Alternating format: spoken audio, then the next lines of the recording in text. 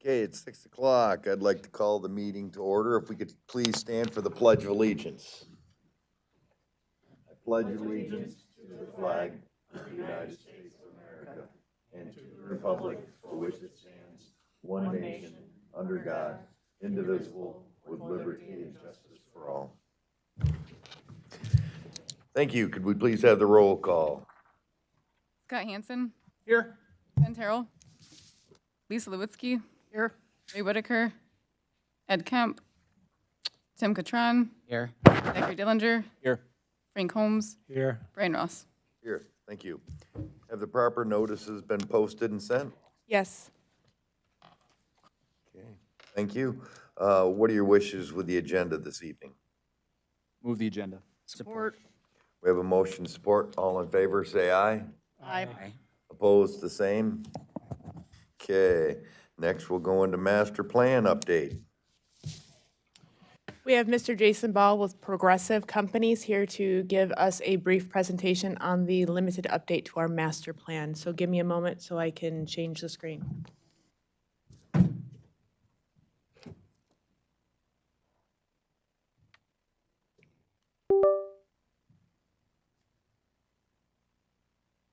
That work for everybody around? Great. Thanks, Brandy. It's nice to be here. My name is Jason Ball. I'm the lead consultant working with the county on this very, very sort of targeted master plan update and broader potential update to the zoning code. We're just getting started, so we wanted to give you all just sort of an overview of what we're working toward and the intent, and then answer any questions and talk through any questions you have just about process or concerns that may exist. So overall, there are a couple of things we're working on. So the county received a grant from MSHDA as part of a state program to fund local units of government across Michigan to update existing ordinances and plans to support development of more housing across the state. Initially, the scope was focused just on an update to the county's code to do that.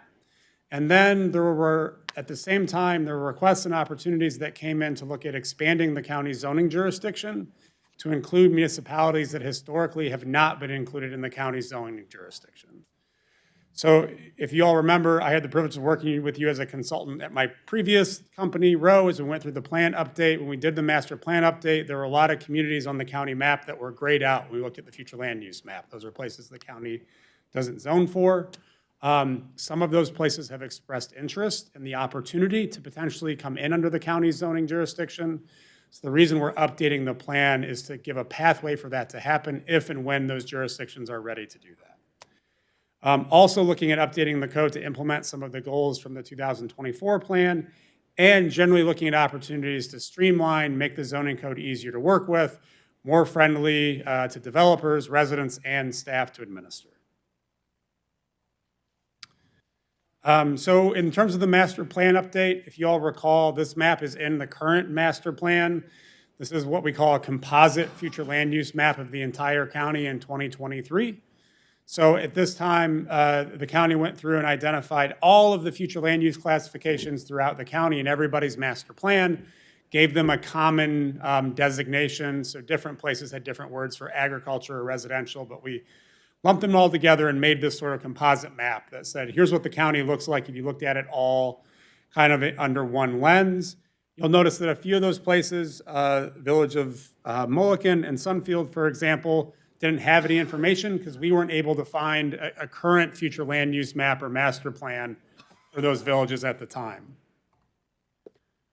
One of the objectives in the existing plan is to provide support to local units of government that are interested in reviewing and updating their policies related to housing development. So as part of that effort, several municipalities have expressed interest to the county in actually sort of coming in to be included within the county's zoning jurisdiction. So eliminating their own local zoning and coming in under the counties. Those municipalities are listed at the top here. So those are the city of Olivet and the villages of Vermontville, Mulliken, and Sunfield. As part of the plan update, we're also creating a mechanism or developing a future land use map for Hamlin and Benton townships and the village of Bellevue, if at some point in time in the future they're interested in coming in under county zoning. At this point in time, they haven't communicated that to the county. So overall, in terms of what we're up to, does that make sense to everybody? Any questions about that at all? Okay. I will just clarify that to our knowledge, I believe Sheboygan County, all the way up where Mackinac City is, does county zoning for one village. As far as I know, that's the only county that has county zoning jurisdiction over any incorporated places in the rest of the state. There's nothing legally that seems like there's any reason you can't do this as a county. It's just something that's not common. I will say from a planning perspective, and in thinking back to a lot of the conversations we had during the previous master plan update, it makes a ton of sense. And we'll talk about why that is. So as part of that, in order to become the zoning jurisdiction and have a future land use map that incorporates those places, we need some new future land use classifications. So this table, the things outlined in the red rectangles here are new future land use classifications that are necessary to be able to allow cities and villages to come under county zoning. So we don't have any version of downtown commercial today. In our zoning code, we also don't have anything that really works like a small city or village neighborhood. Our lot sizes are way too big, right? So really it's about being able to allow for places that have sewer and water where we can have smaller lots and more compact development. So in order just to begin that process, Brandy and I met with representatives from several of these places 2 weeks ago and walked through a draft future land use map with them and then made changes to that. We're continuing that process with a few units of government we still haven't been able to get to. But again, just being sure that we have a clear understanding with these local units of government that the plan that we're coming up with is consistent with their understanding, with what they're looking for, and they're supportive of it.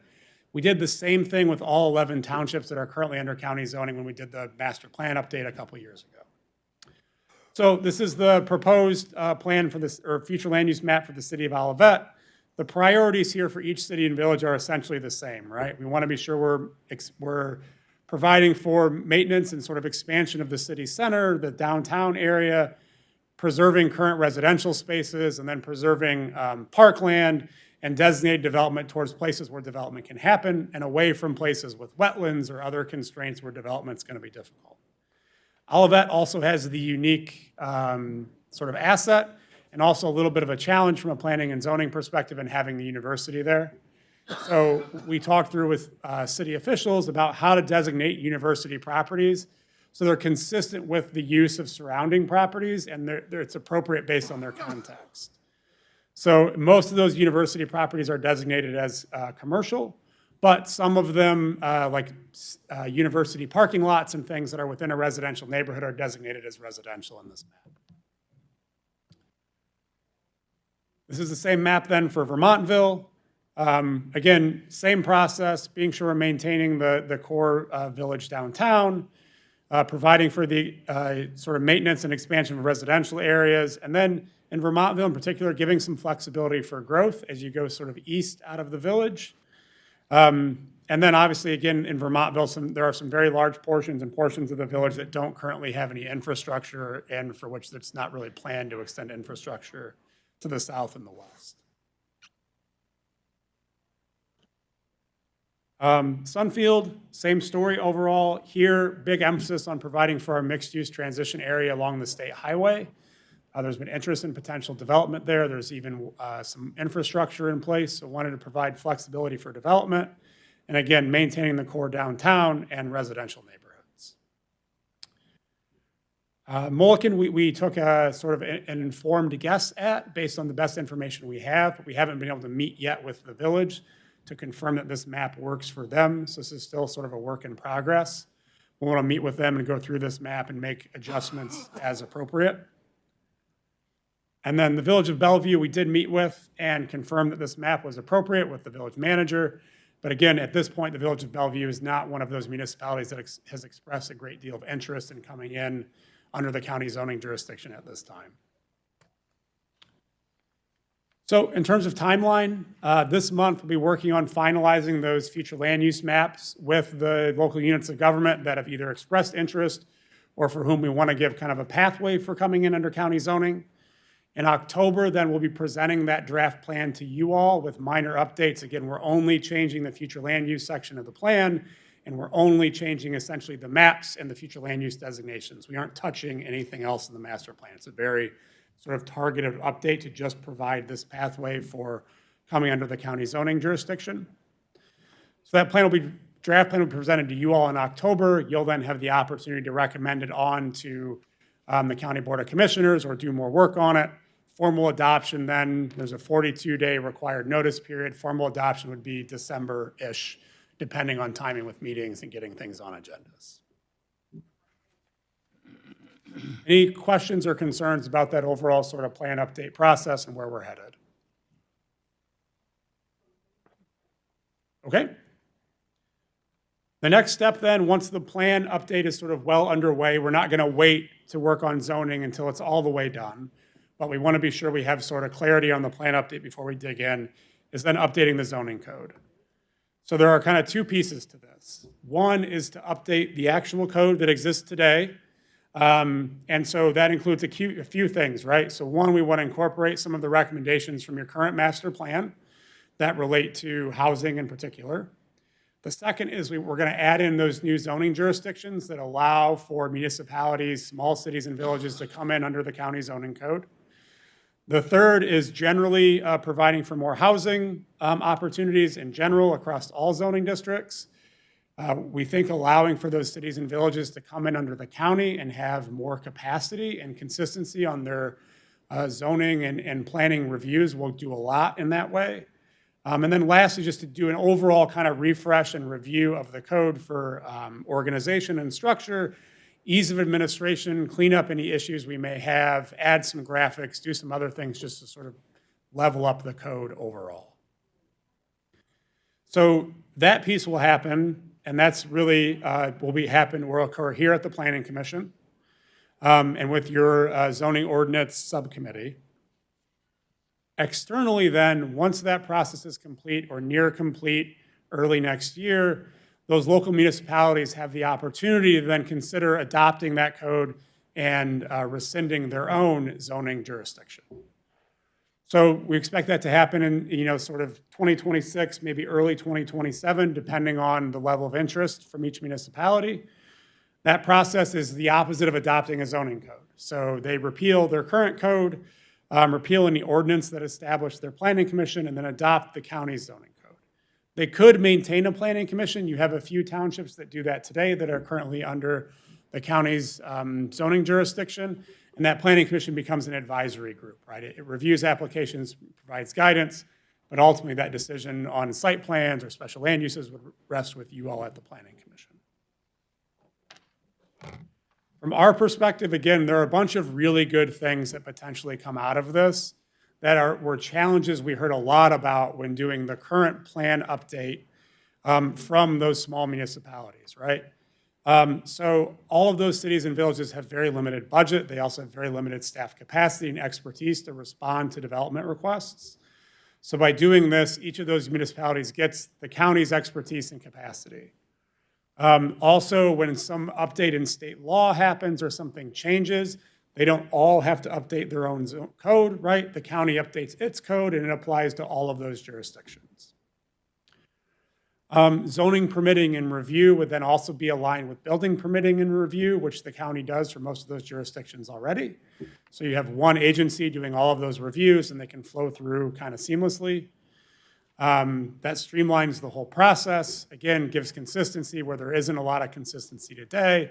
And as a developer, if I am interested in developing something in one of those places, which is not the typical development model today, my barrier to entry or the hurdles to getting started come way down, right? We have an up-to-date zoning code, an up-to-date zoning map.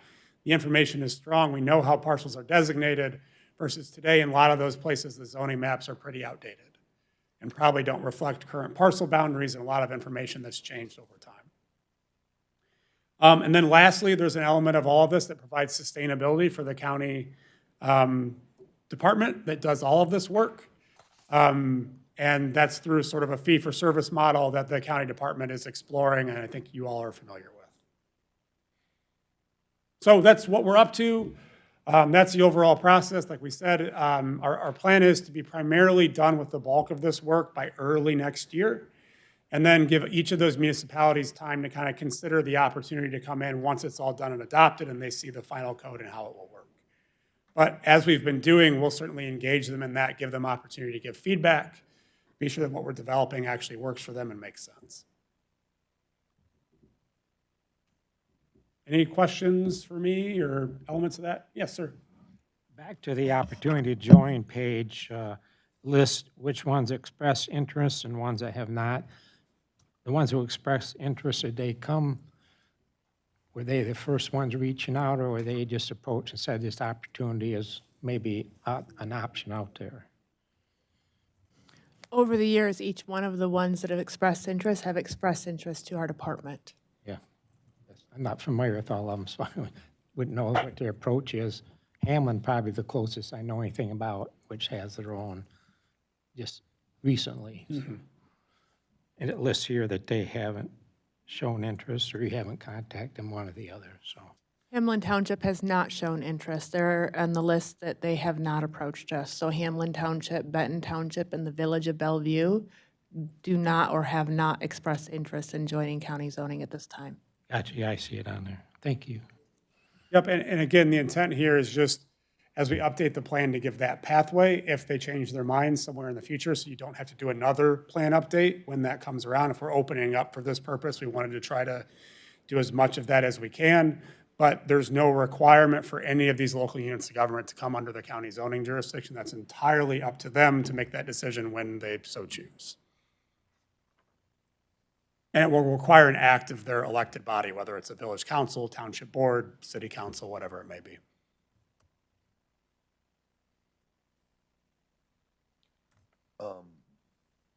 Looking through it on like page 6 of the presentation, the goal is to increase the supply of housing. What are your ideas on that? Because, I mean, I'm on several committees and boards and everybody says it, but nobody can do anything. What do you see as the township's the county's leverage to do something like that?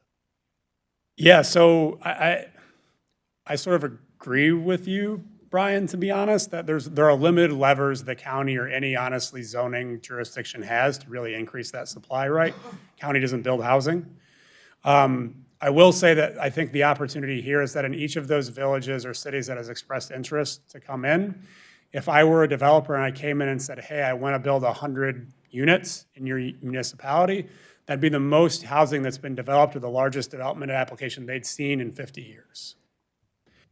And so walking through that process for their planning commission, their staff, their elected officials, like those aren't muscles they've really ever flexed. At the county level, you all are used to seeing complicated development proposals. You do that consistently. You understand that process. You have the capacity to do that. And so as a developer, I have more certainty coming through the county process than I would at a local level where, that may be the only site plan they see this year. So, I mean, to me, that you're adding certainty, you're providing some clarity on process, you're hopefully expediting that process a little bit. And it's tied, the same people are going through the zoning review as are going through the building permit review. So that's the benefit you're providing. Does that suddenly open the floodgates to more housing get developed? Probably not, but it reduces the barrier at least. So we're talking about helping the other municipalities that we'd be taking in, but not changing ours. It's on, isn't it? I'm just not Yeah. close enough. So at the same time, we'll also review the county's current zoning code to identify if there are opportunities to allow for more housing development throughout the county, not just in these municipalities. So I know you all have talked about doing things like allowing for two-family houses by right. So we'll review that and talk about that. We'll think about other opportunities to do the same thing. As a county, honestly, in the jurisdiction that you have, you're a little limited just because none of the zoning jurisdiction that you serve has utilities. And so in terms of the total amount of housing that you can really develop, you're never going to be able to develop that much housing on a parcel in the county because you've got to put it on a septic system. And so you're pretty limited, right? So We're not talking about any development zones where tax benefits or, things like that as incentives. We're just talking about hurdles, trying to take hurdles away. Correct. Yeah, all of those incentive decisions are outside the purview of the zoning code anyway. All right, thank you. Yep. Any other questions or, yeah? They're actually hearing an amendment to the zoning ordinance to allow for duplexes as a use by right this evening. Oh, well, that's good timing. My only question might be beyond the scope of this, but is there any consideration for the added workload for our code enforcement team? Is that what you mean by your point 5, sustainability for county department? That's what you're talking about? You want to answer that, Brandy? Yeah, it's more of a Brandy question, but. So all of this may allow the jurisdictions the opportunity to join at the invitation of Eaton County. Right now, we are working with our 11 existing townships to solidify a intergovernmental agreement to continue the planning and zoning services for them. If after all this is done, we'll have to review the staff levels and where do things fall to ensure that we are still going to be able to provide adequate services to our existing 11 townships if we were to add on another municipality. So our first 11 townships will come first and foremost. Gotcha. Thank you. Any other questions? All right, we'll see you all again next month. Thanks for the time. In the meantime, if you have any other questions, feel free to reach out to Brandy. I'm happy to answer any questions you may have. Okay. Our presentation on the master plan is updated. Any public comments at this time? Okay, we'll entertain a motion to adjourn.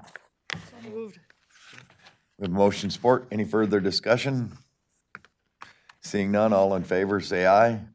Aye. Opposed, the same. Motion carries.